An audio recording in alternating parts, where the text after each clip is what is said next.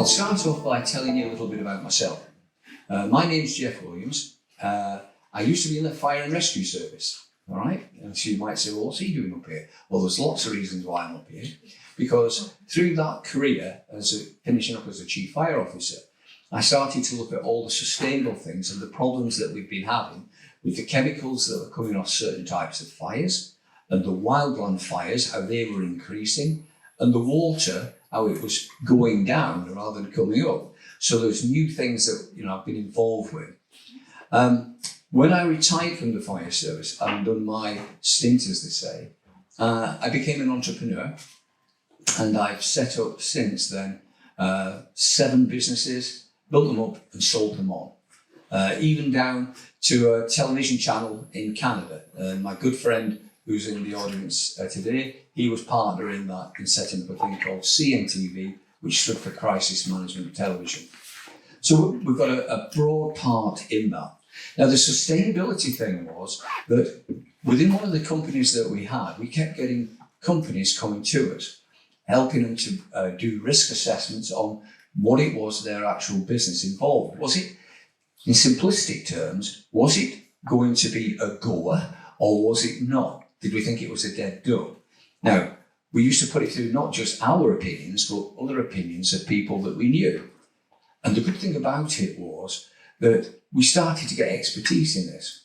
Subsequently, we set a thing up 2 years ago now called the Stanford Concilium for Entrepreneurs. And the idea was if you got an idea, you could come forward and we'd do an assessment on it and then put it across various bodies to see if it was a good idea. In other words, if it came back and you've got, say, everybody thinks it's dead in the water, then going back to what Professor Nigel said earlier, then we would revisit it and see if there was still some value in those ideas. The main difference being was that when entrepreneurs put the investment, the problem is that you have the greatest scientists and, as they call them, people who've got fantastic ideas, but unfortunately, they're not business people. And that's where the gap was. So the idea was to help them get the business acumen that they needed and help them. So all through that period of time with some of the business and our clients that we've been involved with, I've stood with them, with venture capitalists, angels, etc., to give them that business plan and support the idea from a different angle so that the people, know exactly what it is they're trying to get money for. Now, that's me. What I'd like to do now is just pass you across in a second to the ladies. I'll start first if it's all right with you, Kieran. One thing that this is going to be useful for is it's called impact investing, okay? So if you've got an idea, there's a long way to make that into a business, but this will start to give you hopefully some focus and clarity of direction at the end of it, okay? Smashing. All right, let me pass it on then. Can I pass over to my first guest and panelist, Dharma. I'll let Dharma, if you kindly explain about yourself. Thank you. Thank you so much, and thanks for the very great overview in terms of how you've come to join the stage as well, which is really, really fascinating. Particularly because we have similar sort of weird origin stories from not being in the space, but now actually fully being interested in the space as well. Hi everyone, my name is Dharma. My full name is Dharma Satyanathan, so Dharma is absolutely fine. It's not the entire alphabet. Pronouns are she, her, and I'm one of the partners at Bethnal Green Ventures, which, if you're not familiar, it's absolutely fine. Like one of the best kept secrets sometimes in the world. But we're an early stage tech for good VC and have been around for the past 11 years now, investing in very early stage founders, typically 1 or 2 people who have really amazing ideas of using technology to really drive positive outcomes for people and planet. And there's a lot of jargon in the industry I'm in, so please do raise your hand if you're like, I don't know what early stage means.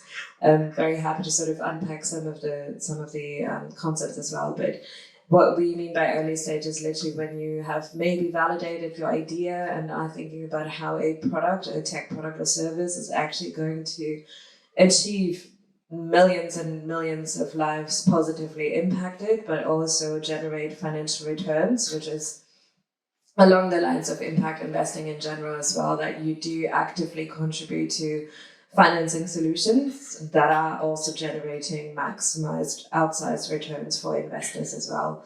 There's a whole discussion in the impact investing spectrum around what the returns potential could look like, and we can definitely dive deeper into this afterwards as well. But would also like to say that I'm very aware that this conference is focused purely on climate change, which is a good thing because the planet is burning. And as Tech for Good investors at BGV, we actively look to back founders who are contributing to maintaining a sustainable planet, but are also looking at many of the intersections when it comes to contributing to a better society and contributing to healthy lives. So to give you an example, in order to actually achieve better health outcomes from people who are drastically affected by terrible air pollution in cities and urban areas, it actually has a benefit to reducing carbon emissions quite drastically in these areas as well, which is climate tech in essence, but also has a really positive consequence of actually contributing to better health outcomes for people as well. So really thinking about some of the intersections is quite key to how we like to see founders operate, and we can definitely dive deeper into this in a second as well. And I'll pass on to Kieran. Shall I go? Okay, you. Hi, so my name is Kieran John. I'm a lawyer from the firm Concordia, and my specialism is helping ventures to embed, fund, and accelerate their impact. Alongside the kind of legal day-to-day work, I'm also involved in the kind of impact of the ecosystem. So last year, we conducted some research with 36 different experts in the impact investing space. So we spoke with entrepreneurs, impact investors, and also people in the ecosystem who are involved through perhaps universities or other institutions. The output of that was a report about the kind of current landscape and future direction of impact investing. And then since then, we've carried on the conversation through some podcasts where I sit down and interview purpose-driven leaders, impact investors, and entrepreneurs that are moving the dial on a social and environmental issue. And I was lucky enough to kind of briefly interview Dharma, so that podcast will be dropping shortly.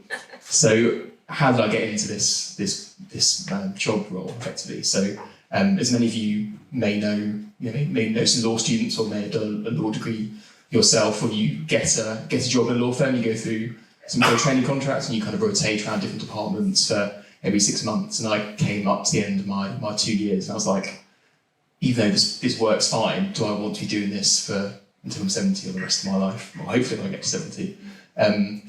But I was a charity trustee in my spare time, so I wanted to kind of combine the legal skills I developed over the 2 years with the kind of interest in the charity sector and kind of making a positive impact.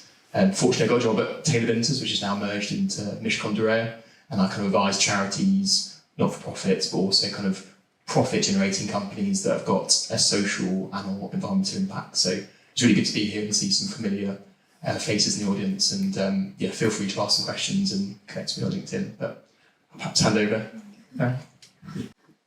Thank you so much. My name is Linda. I'm coming from Slovakia. Actually, I'm working as a mentor, lecturer, and I'm working with startups and innovations and green projects and all. What is, if I'm looking at from the point of investor side and about the impact, the most important thing is also that we are preparing startups, the guys from the startup from investor pitch.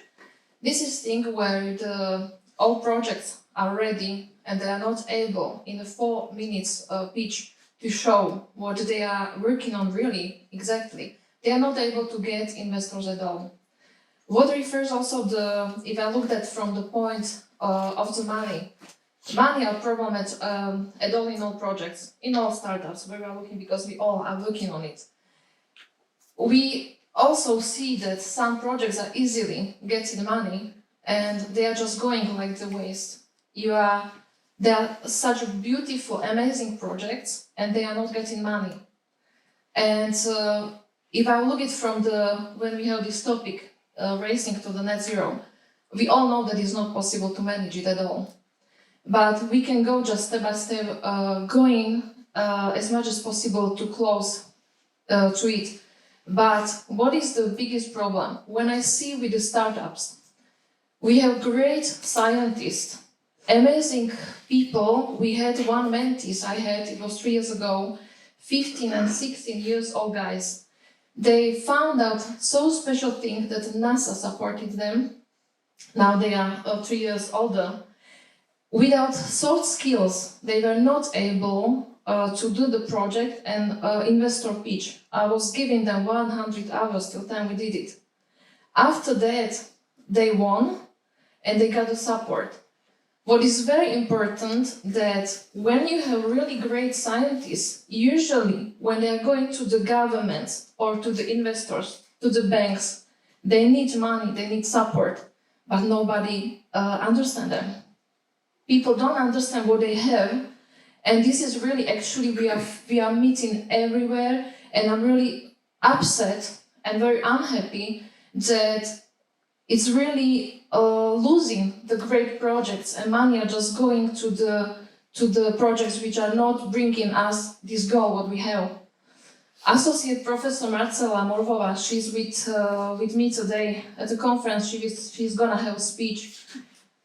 Please listen her when she's gonna tell, because she's 40 years spending time with utilization CO2. Not only telling the stories, but she's working on it, and we have a lot of those kind of scientists. They are spending all their life to bring it. They are able. All problems in general, what I see is that we are just doing adaptation. All money from European Union, from the world, from the banks, we are spending for the adaptation of the climate change, but not solving the problem at all. Utilization is solving problem because it's going with the temperature down, and it's also Marcela is able to manage also methane, what is much more higher problem than CO2 on the planet. So it's good when we are all thinking, because when we are on the projects, we are just looking at this from the investor point. And in fact, when we were talking, we need investors which are spending money because they want to change the planet, which are really, they want to help planets, not only that they are looking how much they are getting back. I'm working with those investors, with the ventures. Everybody just wants to have the meat and to see when they are getting money back and when they are earning money. Just 3-4% you are getting those who want to give you money to support you. Do you know, by the way, how many startups could alive on the market? From all startups, in percentage, 3%. From all startups are able to alive on the market. So a lot of time, investors, they are just looking at the thing of receiving money back. But we need to change the thinking, because we need to support those projects. And in the governments, if they will be with the changing law, thinking and asking the scientists, we could already have solved the problem. Not 2030, 2050. Just we need to listen to those who understand the problem at all. Jeff was with us also. Jeff was our guest in Slovakia, in Bratislava. We went also for the conference of the space, when you gave the question about space. We have space agency in Slovakia supported also by the NASA. All these projects, what we have there, the young people, students, you saw also those projects, they are really amazing, but they got support from NASA, they got support from universities, and they are doing really amazing solutions. You cannot imagine 15, 16 children solving the problems because they got the chance, they got support, and they got mentors who understand them a lot and could translate it, because you need to read those people and you need to translate it to the bank, because the scientists, they are speaking the language you will never understand. So you need to have somebody who is going to understand them and to translate it. Also for the pitch deck. Pitch deck must be very, very simple. Solving the goal, and you need to tell them what is bringing. If pitch is not good, And the person who is doing the pitch must be superhero that will persuade. For example, we had example, here on the stage. There is person who is able to sell it. You must sell the project. If you don't have the right person on the stage, you will never sell it. So that's all I would like to tell. Okay. Thank you very much, Linda. It's interesting to know. Just before I put a question to the panel, what Linda just said is absolutely correct. A little while ago, about just over 2 years ago, I was involved with a startup company, and I won't bore you with it, but the point is, the idea was amazing, right? And it really was. And the owner of it was a young boy who was 21 years old, and we took it to investors. Now at that time, we were not getting involved, but we was just there as like moral support. And the pitch went like a dive bomb, boom, down. They never invested in that. The lad in the end, sadly, gave up and went working for Amazon, okay? A good job, by the way. He's got a cracking job in Texas. But my point was this. A company took that idea up, and now it's on all the mainstream medias as one of the biggest ones going. If you'd have stuck with that idea, you would have been retired by now. And that's just 2 years ago. That's how good the idea was. But the pitching didn't hit all the right notes. So it's a good lesson to learn. Right, now then, folks, what I'd like to do is ask you this, because I see all these people here. Now, and I'm not being patronising in any shape or manner. What I want to ask you now is, from my perspective, could you explain to everybody here, what is the difference between an impact investment and say what I would class as a normal investment from either a VC, an angel, or say a relative or something like that? Could you, in your own words, give your opinion of what the difference is? Can I pass it over? And with the greatest respect, I'll start with yourself, Dama. Thank you. Yeah, I think normal is definitely not a word I would use because for me, impact investing is normal, right? But I speak from a filter bubble. But the main sort of differentiation is that impact investing is actively looking to deploy capital where we're contributing to solutions that address quite significant environmental or social challenges. And that sort of definition comes from the Global Impact Investing Network, who have an amazing sort of resource hub as well, and all things impact investing. That's not to say that a regular investor wouldn't invest into impact just by sheer virtue of it. If we take electric vehicles as an example, however confusing and terrible the supply chain might be, particularly with sort of the chips that go into it. But if we take electric vehicles, an impact investor, for example, would want to put their money into a company that contributes to actually transitioning faster to adopting electric vehicles and thinks about, has the intention to generate not only positive impact outcomes in terms of net positive impact for people and planet, but also wants to generate financial returns. So there's this sort of balance of profit and purpose in that sort of categorical decision making when they want to do an impact investment.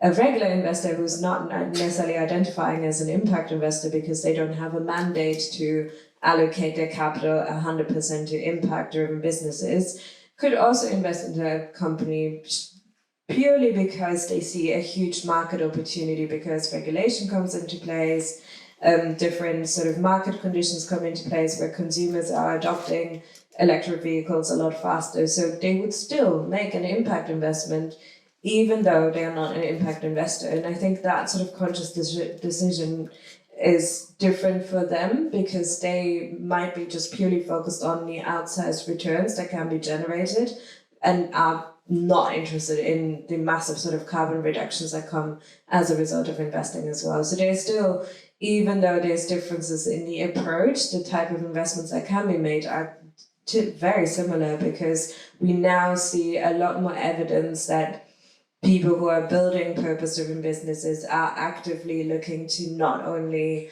do this as a charitable sort of institution or, because they want to do some good in the world, but also because they can actually generate massive returns for investors.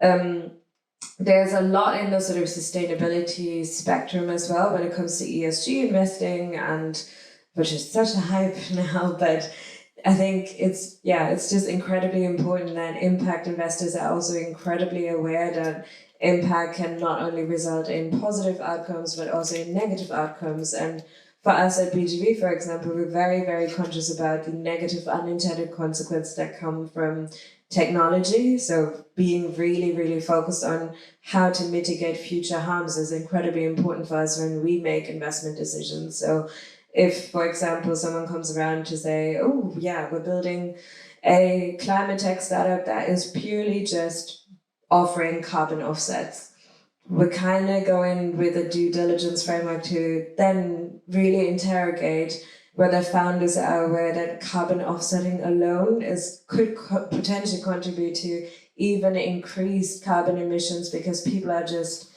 using it as a sort of letter of indulgence type service. So really helping founders mitigate future harms and think about business models that have impact at the core of their business model as well, particularly with sort of a lockstep model is incredibly important in this space. I'd echo what Dharma said, especially about the intentionality of impact investors and the solution-seeking element. But to kind of bring it back to basics, perhaps, if you're a mainstream investor, the returns you're looking for are financial, and I don't want to disparage any kind of mainstream investors in the room. That's relatively easy to find out if you can work through a balance sheet. For impact investors, they're also looking for those financial returns, but they also are looking for the social and/or environmental returns, and that's slightly trickier. And that kind of goes into the kind of measurability aspect of impact investment and the reporting element. I know we just talked about this on the podcast, so I don't want to tread it too much, but there's kind of various ways that the impact investors will kind of look at the social and environmental returns. There's kind of perhaps three approaches to that. You can maybe take a kind of generalised, standardised framework, such as the UN Sustainable Development Goals, and kind of map those as a framework. But as we talked about before previously, that these SDGs aren't designed for startups, are designed for policymakers, and they're perhaps they don't perhaps cover everything that a business can do, and often you see lots of ventures perhaps throwing a load of SDGs at the wall and seeing what sticks rather than having the intentionality of what they're doing and the particular focus. So that's one way. The other way is some VCs and impact investors have their own way of kind of measuring and reporting impact. They have their own frameworks, they have perhaps their own software which they use. So that's one way, another way to do it. And the third way is perhaps going back to the founder and saying, look, what impact do you want to have? Let's kind of build a framework around that. And I think that flexibility is helpful, but it's also a bit of a downside to impact investment because there's not one leading kind of framework and kind of platform for measuring and reporting impact, and that can have an impact on founders, especially. Lots of founders I speak to, they may have 2 or 3, or they're lucky more impact investors on their cap table as part of their supporting their business, and they all have different ways of measuring and reporting on that impact, which frankly makes it harder for the startup to actually go and have the impact of spending all their time measuring and reporting. So yeah, going back to the main question, I think intentionality is a key thing for impact investors, solution seeking, reporting their impacts, and obviously having a positive impact, because as Dharma said, impact can be negative as well. So yeah, that's my interpretation of it. Thanks, Kieran. I guess my colleague Kieran told all important things here, so we can continue in that. Okay, that's brilliant.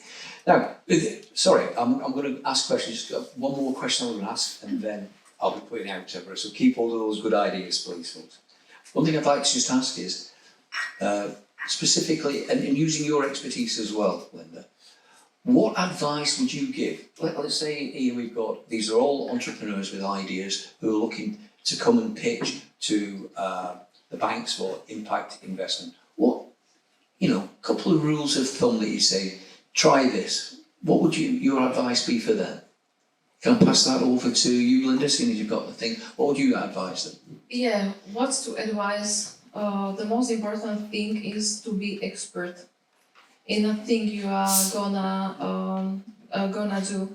We have in a center, business center, there are coming a lot of time, there are coming startups or people and asking what is good to start work, and in what is good to do the impact investment, because they are searching, and this is the mistake of the general society, because people are looking now where are money, and then they are doing the goals, what are gonna do.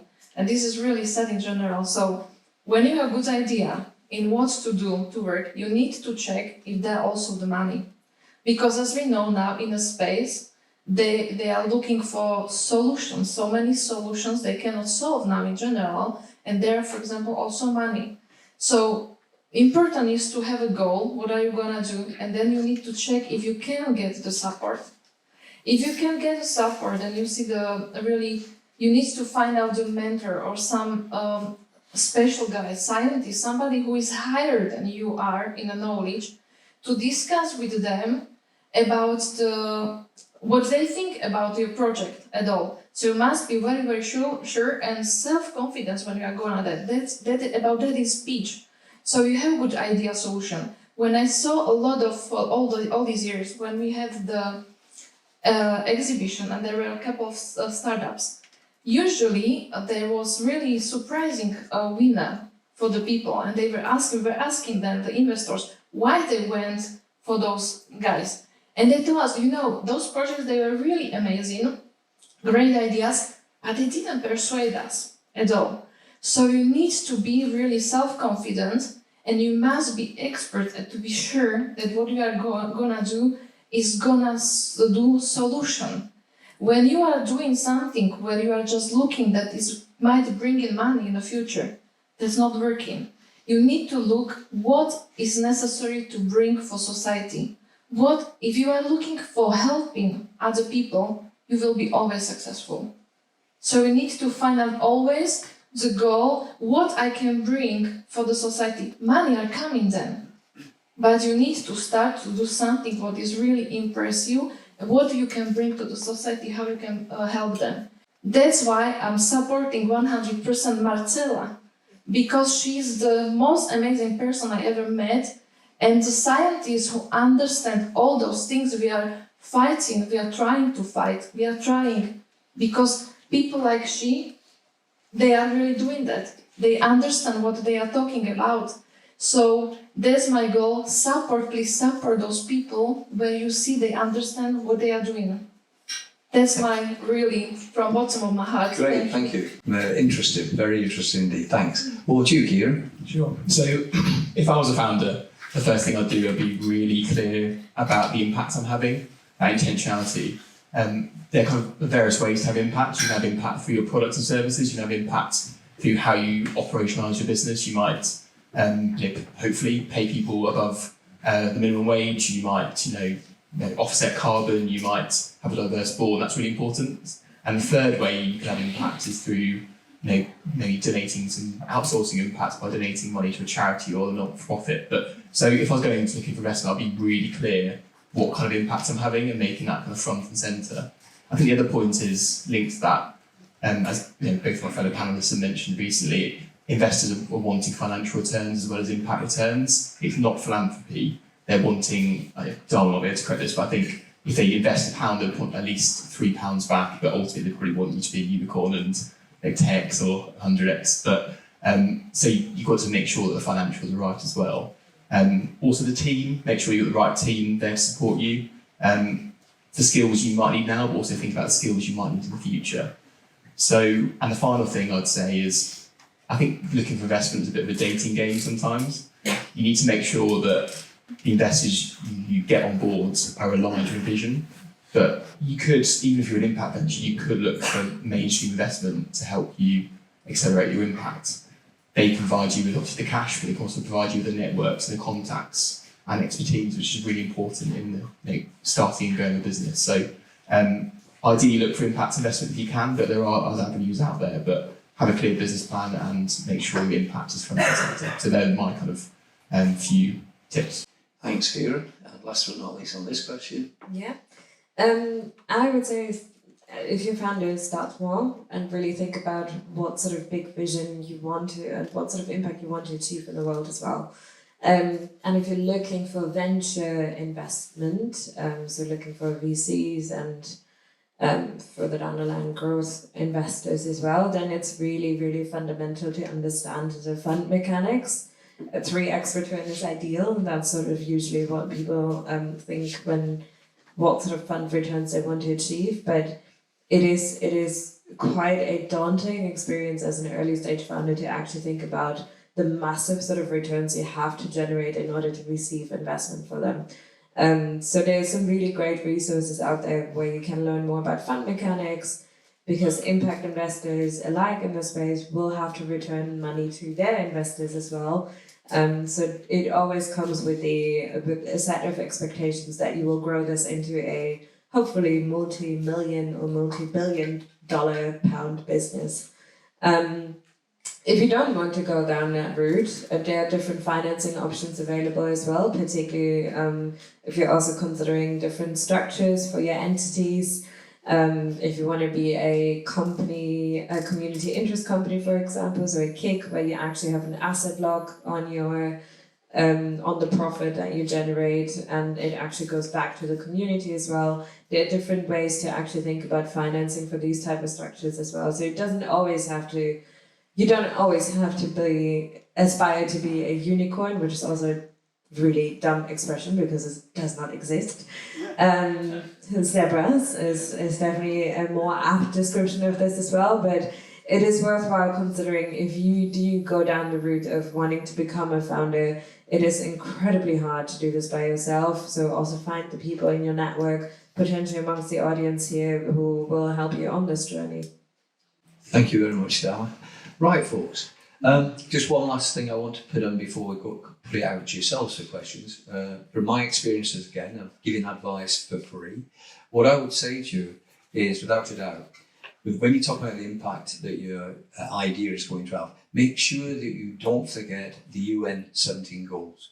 The more of those tick boxes you can hit on that and show reasons for that, that is also a good plus as well. And I endorse everything that the panel said. Okay, now then, can I pass it over to you? We've got 5 minutes for questions. 5 minutes, Thank you. okay. I'll start off. Excuse me, sir, I'll take this gentleman first because he had his hand up before. Thank you. I want to circle back a little bit to the impact investment topic. How you measure the impact, because you mentioned the EVs, but you can argue that they're becoming more of a problem than they're solving. And that's because they're using electricity produced by fossil fuels, and then the 60% of the car is a battery, which 2/3 of them are staying somewhere in a landfill. Yeah. So how you measure the environment for these investments, and how you can put EV as an impactful investment, so how you compare it to other things? Because for me, EVs are not a good example of positive impact. I agree, particularly because of the terrible supply chain. It's a really good question, and I think the impact measurement world is sort of slowly catching up on this as well. So there's a really good standard from SASB, which is looking into materiality assessment. So particularly in industries that are quite heavy in terms of raw materials that go into products and services, there's a whole set of questionnaires and metrics that investors can use, that founders can use, in order to actually intentionally think about how they're cleaning up their own supply chains as well. But in other industries or in other different sectors as well, particularly around sort of the climate investing and sustainability sphere, the GIN, so the Global Impact Investing Network, has something called IRIS Plus, which also, depending on what sort of industry you work in, you can sort of get a good set of indicators to help you manage your impact forward as well.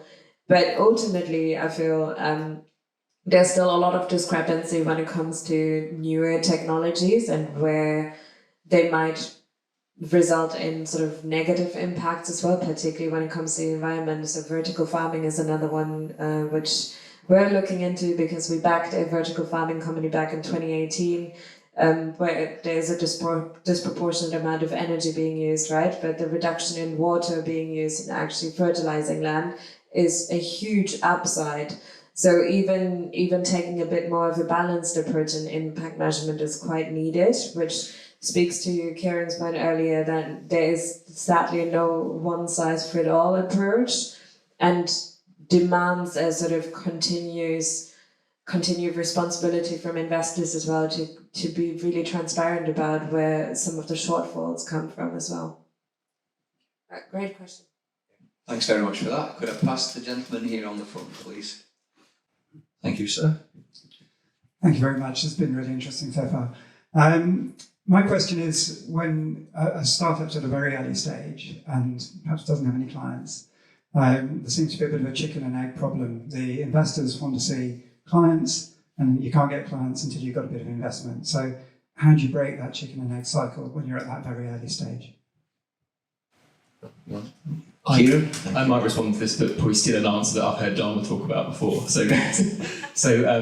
Yeah, as a shout out for Dharma BGB, they're doing a really good angel report at the moment. I'm lucky enough to attend the event there with lots of impact-aligned angels. And someone else asked the exact same question. I believe one of the responses were about kind of talking to your audience and kind of surveying your audience and getting the data that way to show the kind of intention to purchase, perhaps if it's there. Obviously, that's not, as an investor, probably not as concrete as here's a signed contract, but that's a bit of data which you can point towards. But as you do say, it's a bit of a chicken and egg situation. So, but I'm not an investor, so if Dharma got anything else to add to that, but that's the kind of approach I think I would take. Thanks. The one thing I would add on that is try and get traction with your idea.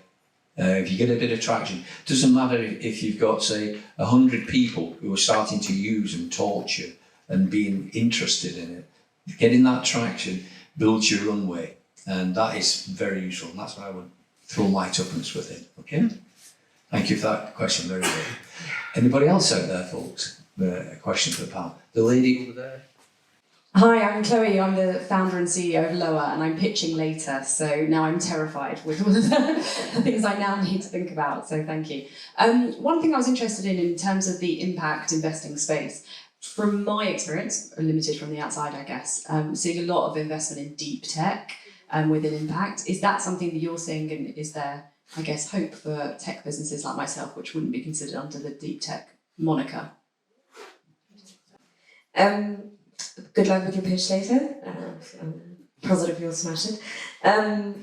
I think that's a fair assessment, particularly because deep tech is also getting an increasing amount of buzz because of Gen AI, and insert your buzzword in there. But also particularly from mainstream and non-impact investors as well. So there's some good reports actually from Dealroom and PitchBook that look into sort of the funding landscape on that front. And now this week, post London Tech Week as well, government is really, really deeply invested in deep tech now. However, there are still loads and loads of investors out there, but whether they're in the VC investing space or whether they're angel investors, who are really looking into more low-tech applications in that regard. So software is still like king or queen, however you want to call it. There's still loads and loads of investors who are really focused on more simplified versions of actually getting to product market fit, which doesn't require deep tech investments, particularly at the early stage, because it requires a lot more R&D and a lot more capital to actually validate products and services in that front. So there's still a huge amount of investors out there who have a threshold and higher risk for actually looking into anything that's not deep tech in the space. So hopefully, yeah, reasons to be hopeful.